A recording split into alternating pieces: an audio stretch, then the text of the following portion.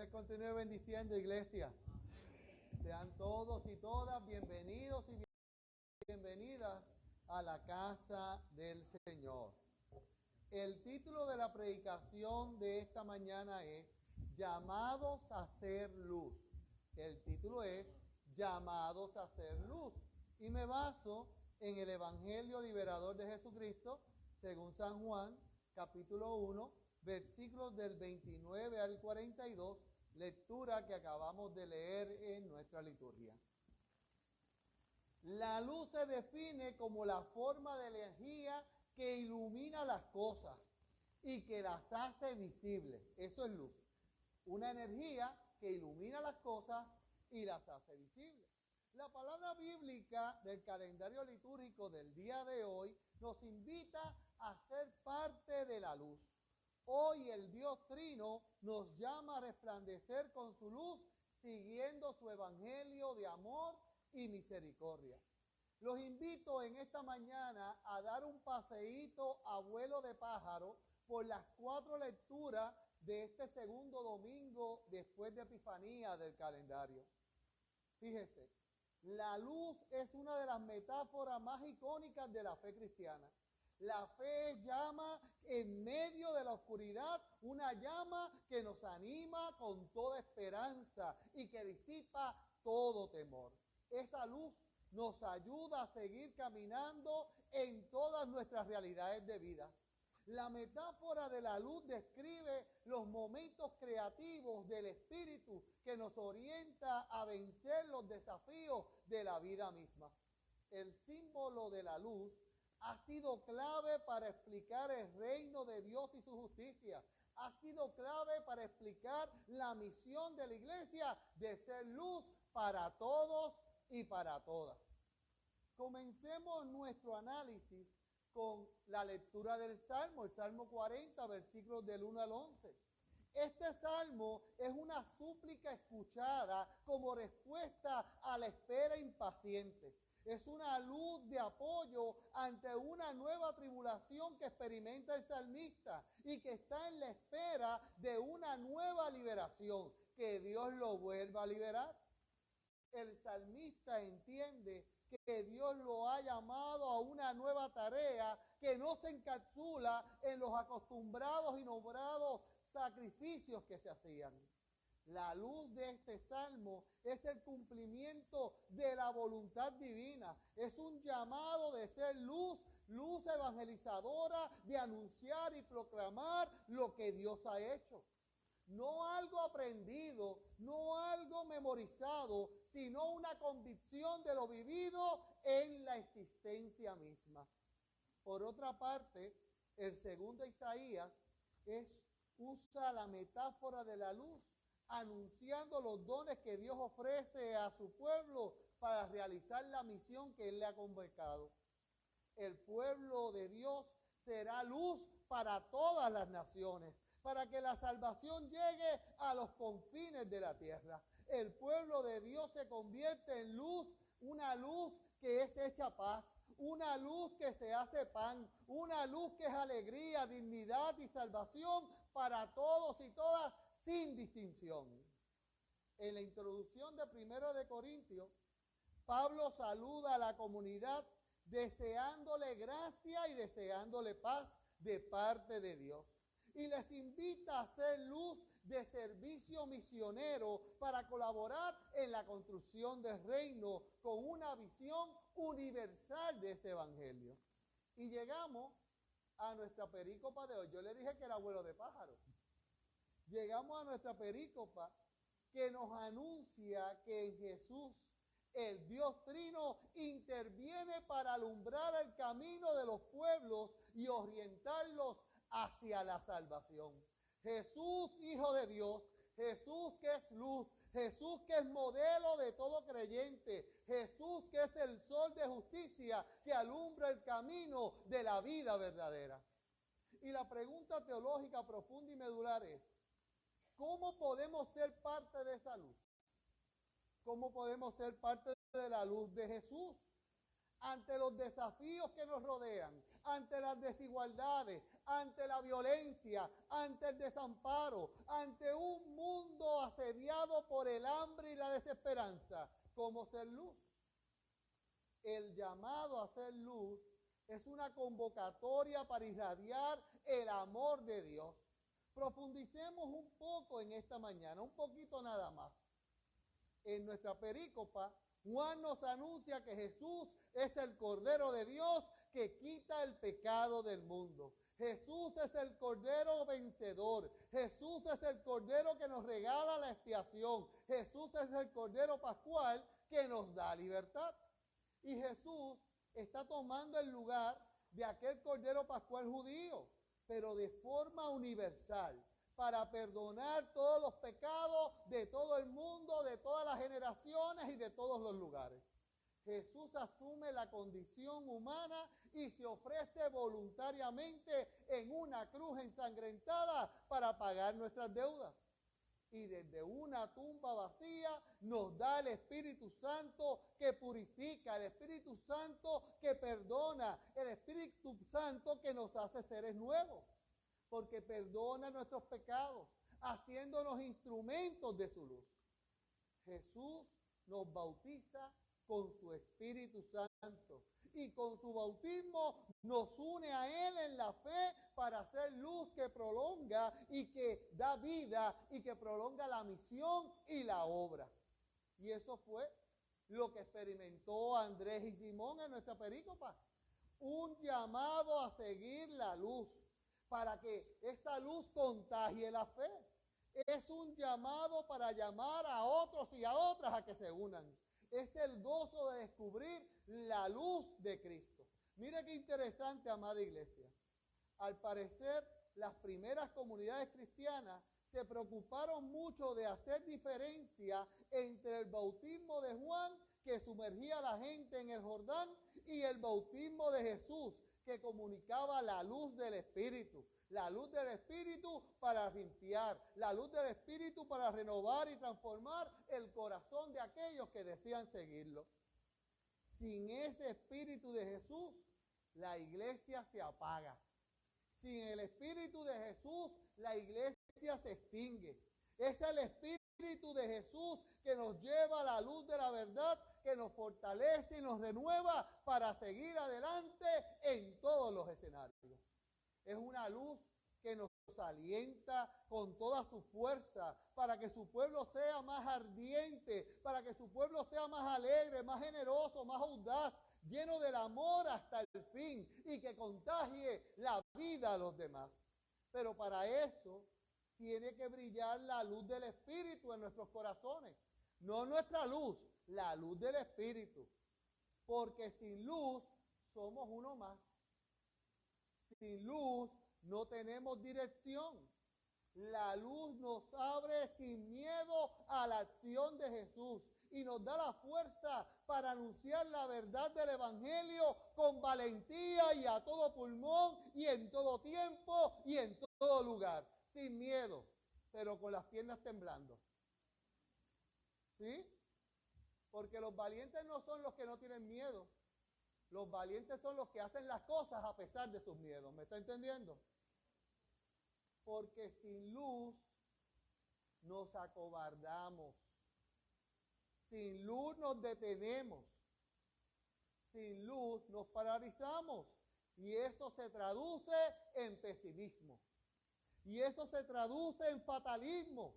Y eso se traduce en desconfianza. Y esa desconfianza nos lleva a pensar que nada puede cambiar y que por lo tanto es inútil esforzarse.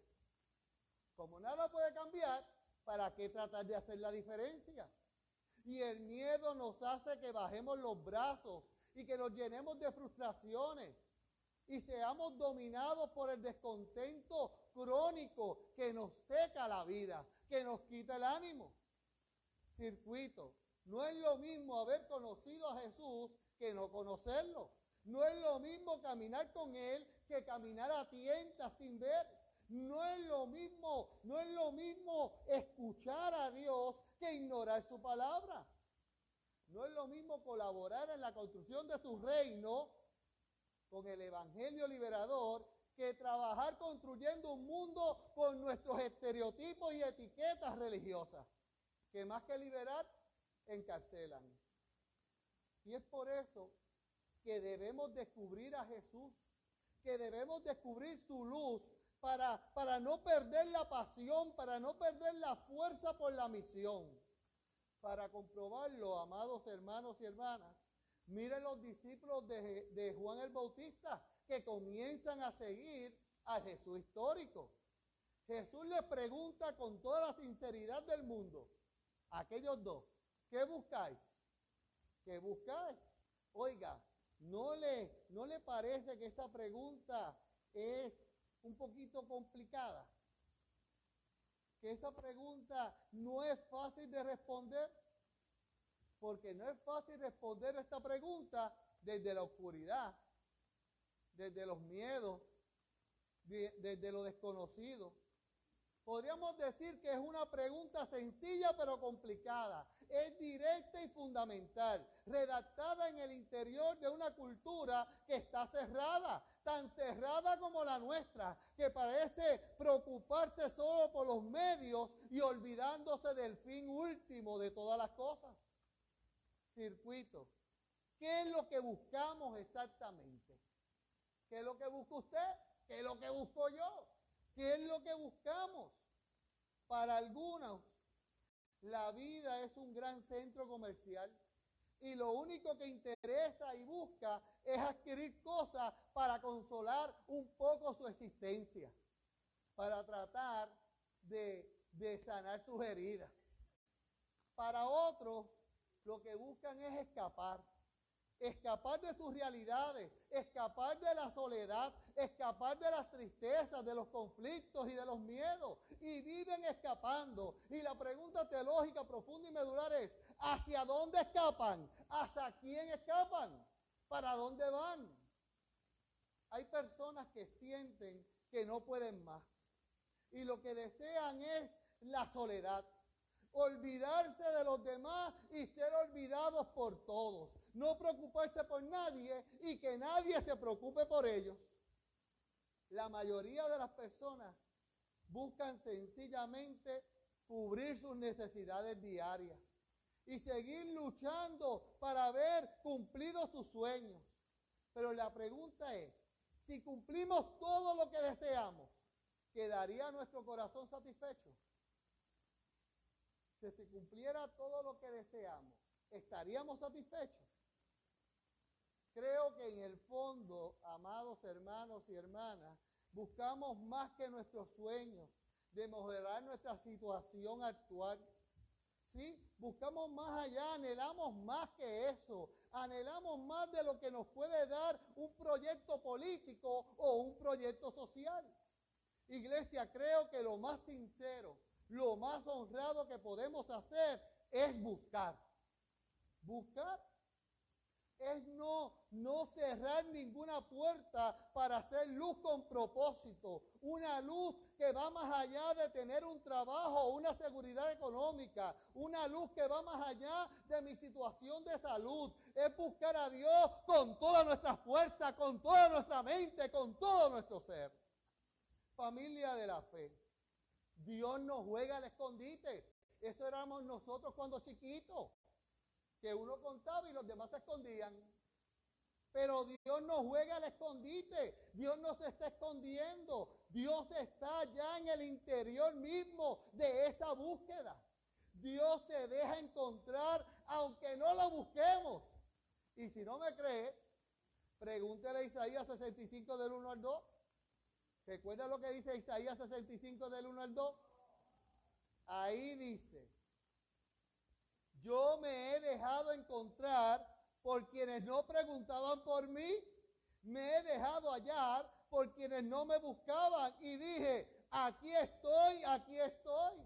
Mira, hermano y hermana, eso es lo que nosotros los metodistas llamamos gracia previniente. Dios siempre te está buscando, Dios siempre te está enamorando, Dios siempre te está dando la vuelta y te dice, aquí estoy, mírame, estoy aquí con el propósito de darte ánimo, estoy aquí para renovar tu fuerza, estoy aquí para que venzas la oscuridad, estoy aquí para que resplandezca mi luz. ¿Me entiende, iglesia? Dios siempre enamorándonos. Qué bello es Dios. Y en esa búsqueda de Dios hacia nosotros, el peor error que podemos cometer es cerrarnos por el miedo. Es escondernos nosotros. Es cerrarnos al miedo. ¿Me permite hacer un cuentito para explicar esto del miedo y de cerrarnos? Es bien cortito. Es un cuento deportivo. El cuento se desarrolla en la Serie Mundial de 1986 entre los Medias Rojas de Boston y los Mets de Nueva York. El protagonista del cuento es Big Bodner y aquella noche fue su peor noche.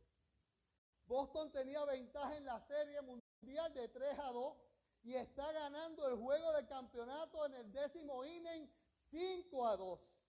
Me dicen que la champaña en Boston está preparada, que los fanáticos de Boston están listos para celebrar. Al parecer ha llegado el final de la maldición de Baby Ruth, del Bambino, por haber sido vendido a los Yankees de Nueva York. Lo que separa a Boston de ese campeonato son 3 strikes.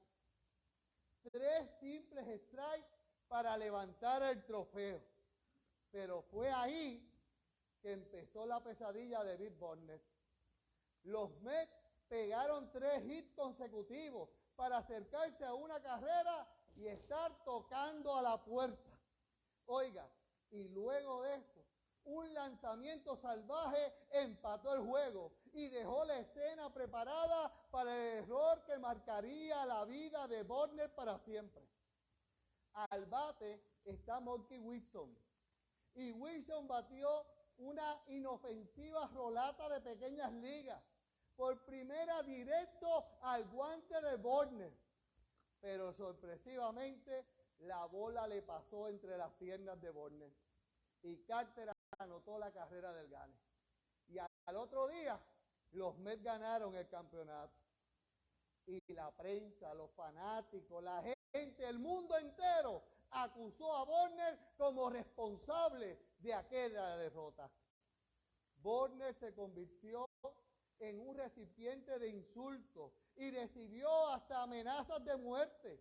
Y como castigo fue cambiado a los Angelinos de California. Y Bodner fue marcado aquella noche. Oiga, pero ¿sabe qué? Bodner jugó por 22 años en Grandes Ligas. 22 años, ¿sí? Batió 2.715 hits. Eso es para estar en el Salón de la Fama. Oiga, tuvo una defensiva con una efectividad por encima de los 992. Fue campeón bate, batió más de 200 hits en 2 temporadas distintas. Jugó para 5 uniformes de Grandes Ligas. Pero Big Bodner, que tuvo esa carrera tan brillante, nadie recuerda eso. Nadie se acuerda de los 2.715 hits. ¿Qué recuerda? El error que le costó el campeonato. Dicen que Bodner fue castigado por ese error de por vida. En 1990 regresó a Boston y como un acto de perdón fue ovacionado por aquella fanaticada. Y el 27 de mayo del 2019 murió con su familia. Y aquella familia testificó la luz de Dios en Bodner cuando afirmó que Bodner había muerto abrazado por los brazos de su Señor y Salvador Jesucristo. Oiga, ciertamente Bodner lloró toda su carrera aquel error. Lo marcó de por vida. ¿Por qué será que los errores se disipan lentamente mientras los aciertos son fáciles de olvidar? ¿Por qué será que pasa eso? Los errores despiertan un temor que nos hace que nos aislemos. El temor de que hemos desilusionado a alguien. El temor de que hemos fallado. El temor de que no hemos dado el rendimiento esperado. El temor de que cuando nos necesitaron, no hicimos lo que debimos haber hecho. El temor de haber hecho sufrir a otros debido a nuestro error y nuestros fallos. Por supuesto que algunos de nosotros y nosotras quisiéramos cambiar nuestros errores, especialmente esos que nos hacen decir, trágame tierra, ¿por qué yo dije esto? ¿Por qué hice esto? Oiga, quizá un matrimonio arruinado, o unos hijos o unas hijas enojados y enojadas, un vicio que marcó nuestra salud para siempre. El pasado siempre nos persigue diciéndonos una y otra vez, perdedor, fracasado, y nos marca y nos arruina, y nosotros nos damos en el pecho por mi culpa, por mi culpa, por mi gran culpa, y la culpa nos arropa, y creemos que tenemos culpa porque nuestros hijos tienen autismo, o tenemos culpa porque no recibimos las terapias, o tenemos culpa porque la gente no llega, y nos sepultamos en la culpa. Y esa culpa nos arropa y nos da, nos golpea, nos hiere, nos marca. Oiga, y creemos que hemos fracasado. Incluso nos preguntamos, ¿podremos ser perdonados? ¿Podremos ser perdonadas? Dios me dio un matrimonio y lo perdí. Dios me dio aquello y lo perdí. Dios me dio lo otro y lo perdí. Oiga, iglesia, quizá hemos fracasado en muchas cosas, pero escúcheme bien y subraye esto. Nosotros no somos un fracaso. Nosotros y nosotras no somos un fracaso. ¿Qué tal si dejamos de ser esclavos de las derrotas del pasado y nos concentramos en la victoria del presente, en el potencial de la hora? Porque Dios se encarnó por personas como usted y como yo. Dios se hizo ser humano para sacarnos de la oscuridad a la luz, para convertirnos parte de esa luz. Recuerdo que en una ocasión, en la capellanía de la cárcel de Guerrero, cuando se nos permitía hacerla, un confinado estaba a punto de salir y se me acercó y me preguntaba y se preguntaba a sí mismo si iba a tener alguna oportunidad en lo que él llamaba la pista, si iba a tener una oportunidad afuera. Aquel confinado sentía vergüenza por el error que había cometido y temor porque las consecuencias de ese error no se hubieran terminado cumpliendo aquella sentencia en la cárcel.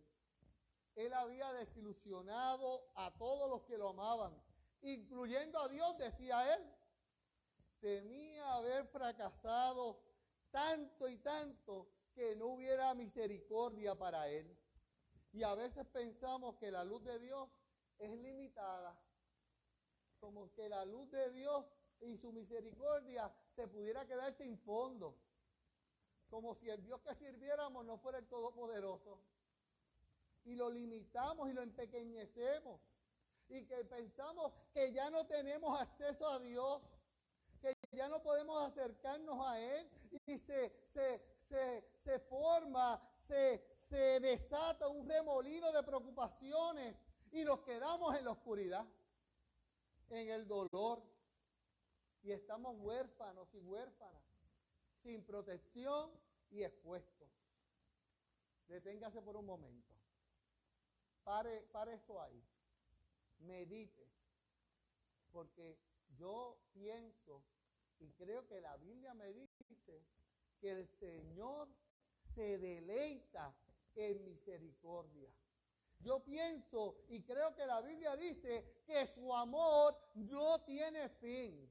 Dios sigue siendo luz que ilumina nuestras tinieblas, no importa lo densa que sean esas tinieblas.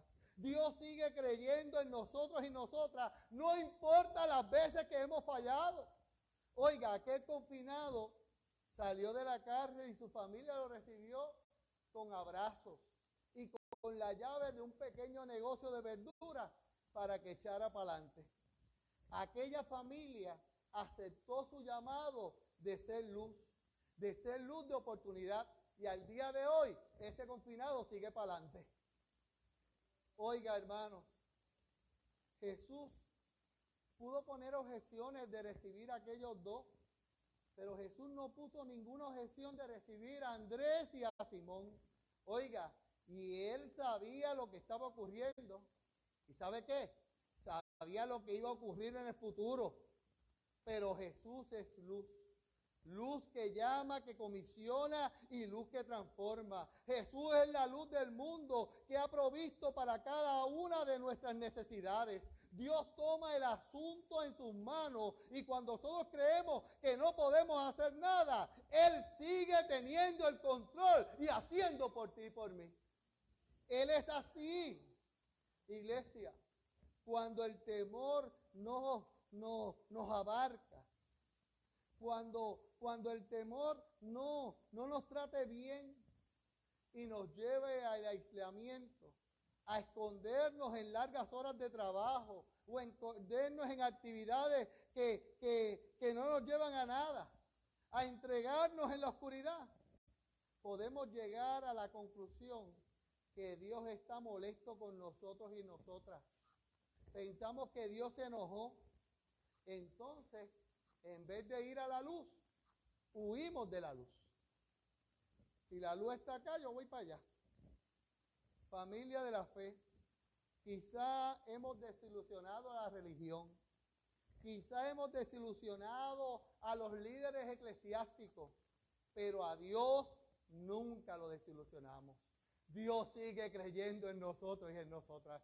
Dios sigue con nosotros y con nosotras. Mire, en todas las cosas, Dios no te abandona, Dios no me abandona, Dios me sostiene, Dios te sostiene, Dios te levanta, Dios te sana, Dios te da una nueva oportunidad. Dios no te deja ni en las cuestas. Él siempre está diciendo te amo, diciendo aquí estoy, estás en el piso, mira mi mano aquí. Estás herida, quiero sanarte. Oiga, Jesús nos ama mucho y por eso nos llama a su luz. La luz de su gracia, la luz de su bondad que nos capacita para poder alumbrar a otros y a otras. Cuando nos sintamos los peores pecadores y pecadoras, recordemos que la luz de Cristo es más poderosa que nuestras emociones disfuncionales. Dios es más poderoso que nuestros pensamientos, nuestros estereotipos y nuestras etiquetas.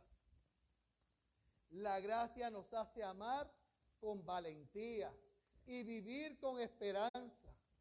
Oiga, yo sé que a veces parece que estamos en la cuerda floja, pero con Cristo, aunque estemos en la cuerda floja de nuestras debilidades, con la luz del amor de Dios, podemos balancearnos hasta sin red de seguridad, porque Él nos sostiene. El Dios Trino no te va a soltar. Oiga, nada fomenta el valor tanto como una clara comprensión de la gracia. Y nada promueve tanto el miedo como no conocer la misericordia de Dios. Iglesia, seamos luz. Y si hemos vivido el perdón, pues vivamos perdonando. Salgamos de la jaula de las tinieblas y seamos libres en su luz.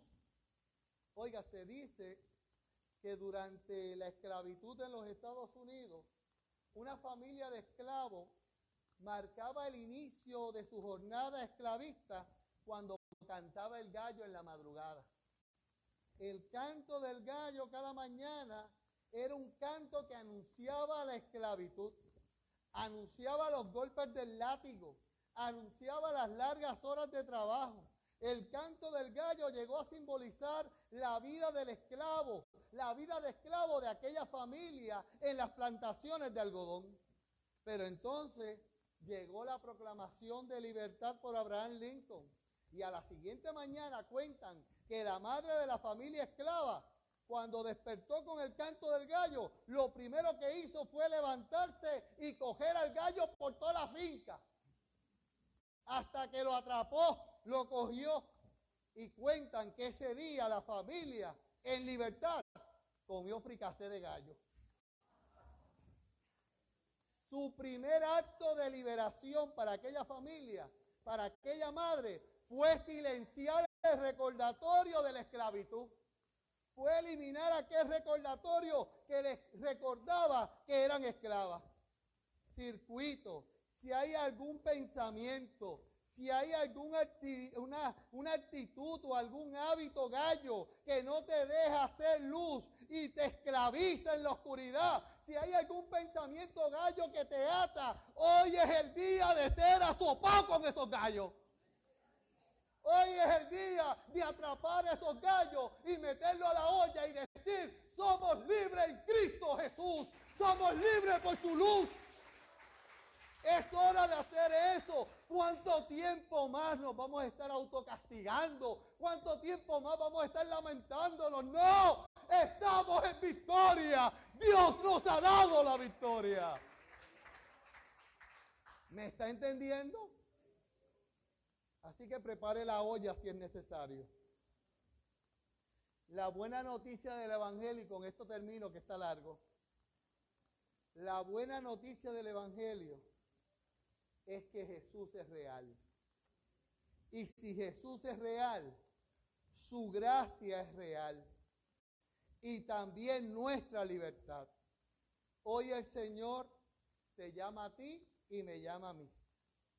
Nos llama a ser sus discípulos y discípulas.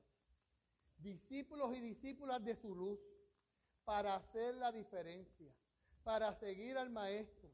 Y llevar la luz hasta los confines de la tierra. Que así nos ayude Dios. Dios te bendiga y Dios te guarde.